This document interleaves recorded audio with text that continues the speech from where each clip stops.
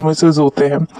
उसने कहा मैं कभी नहीं जाऊंगा। फिर एक दिन रिप्लाई आना बंद हो गया, कॉल्स रिंग्स में बदल गई और no fight no good bye.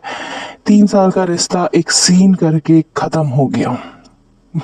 Social media पे तो यही होता है अब कि आप शायद किसी का इंतज़ार करते रह जाते हो कि शायद वो मैसेज डिलीवर नहीं हुआ है। लोग इतनी सेटिंग लगाने लग गए हैं कि हम उस एक सीन के लिए इंतज़ार करते रह जाते हैं, कई साल करते हैं। एक स्टार्ट करते हैं द रिलेशनशिप रेडियो की फर्स्ट स्टोरी, जहां हर रिश्ते की धड़कन सुनाई देती है। हर वो रिश्ता जिंदा होता है दोबारा, कहानियों में, कुछ की आवाज़ में। तो शुरू करते हैं हम अपनी आज की पहली स्टोरी इस चैनल की। 3 साल पहले एक इंसान मेरी सुबह बन गया था। रोज उसका गुड मॉर्निंग मेरी आंखों से पहले जागता था।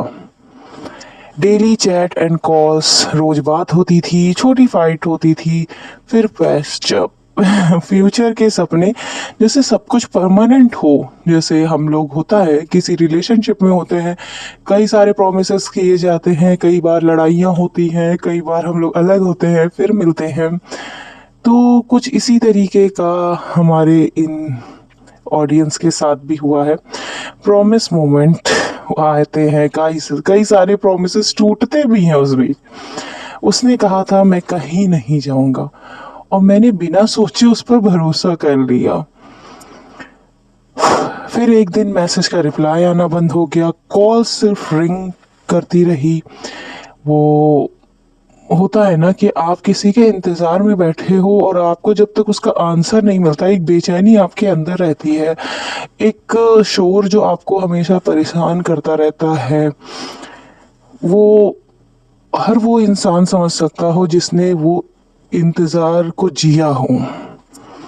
मैं सोचती रही शायद बिजी है, शायद कॉल कर लेगा।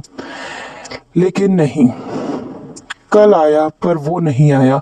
3 साल का रिश्ता एक सीन पे खत्म हो गया, और उसके आगे ना कोई बात हुई ना कोई मैसेज आए। उसने मुझे छोड़ा नहीं, उसने मुझे इग्नोर कर दिया।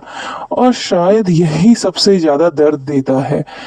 आप कभी किसी से फाइट करोगे ना, किसी के साथ आप रिश्ते पे होगे, आपको उतना पेन नहीं होगा जितना उनका आंसर ना करना होता है। तो जो ये लोग करते हैं ना, मुझे ऐसे लगता है आप किसी रिश्ते को अगर ख़त्म करना चाहते हो तो सबसे पहले उसको आंसर करो, सामने वाले से डिस्कस करो। और आपको जाना भी है, आपको किसी रिश्ते को ख़त्म करना है तो उसको बता के करो। क्योंकि वो जो बेचैनी और वो जो इंतज़ार होता है ना, कई बार किसी किसी की जान भी ले लेता है। और किसी किसी का जो मेंटल पीस होता है वो छीन लेता है। तो इस स्टोरी में भी कुछ ऐसा ही हुआ। वो काफ़ी टाइम तक परेशान रही, इंसान जो जिसने इंतज़ार किया उस चीज़ का, जिसने उस पल को जिया, उस इंतज़ार को जिया है। तो आप कितना रिलेट करते हैं ये हमें कमेंट सेक्शन में ज़रूर बताइएगा।